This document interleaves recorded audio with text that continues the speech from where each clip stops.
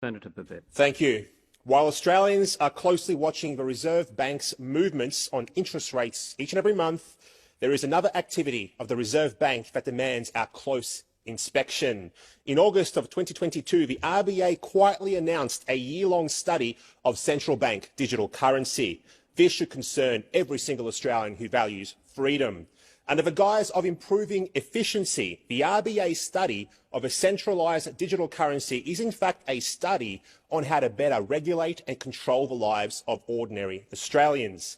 It is a study on how the state can replace cash in free citizens' pockets with a digital currency that is completely controlled by the state. Now, although similar to the money that you have in your net bank right now, one of the key differences is that this currency is based off blockchain technology and as such is programmable. A more accurate way of thinking about this currency is a digital voucher or a coupon. The state can decide where you can spend your money, on what you can spend it on, set an expiry date on your money and a whole lot more.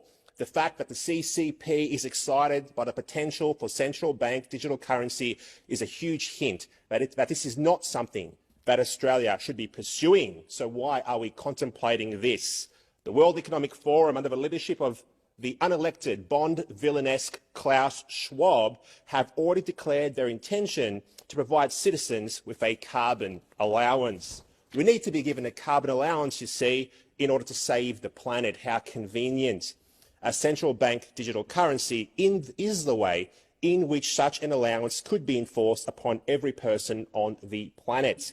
We are rapidly coming to a time where the state will replace people's cash, money citizens can spend as they wish, when they wish, on whatever they wish, with a digital currency that can be spent only as a state-controlled central bank will allow.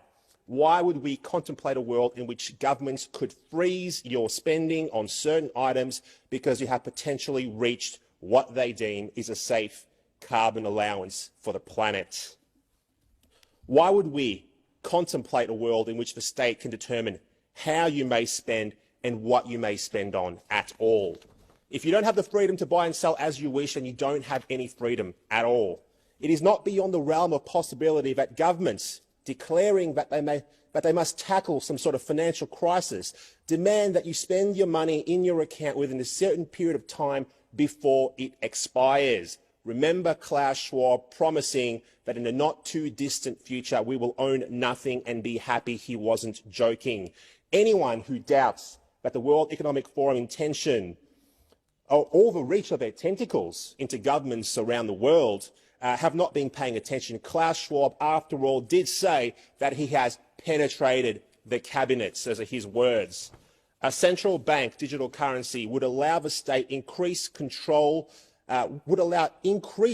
levels of control over our nation by globalist organisations to program our money to literally disappear if not used within a certain time frame, thus ensuring we are unable to save and therefore unable to build generational wealth.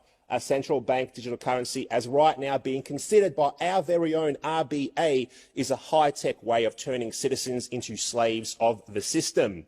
Eventually, cash may be banned, and there'll be no buying or selling without the express permission of the government. No true freedom at all. It was a dark day in 1932 when our nation's currency departed the gold standard. This began a process of reducing our trust in our own currency. CBDCs will make it easier for the reserve banks to create and to control money, and it will undermine our trust even further.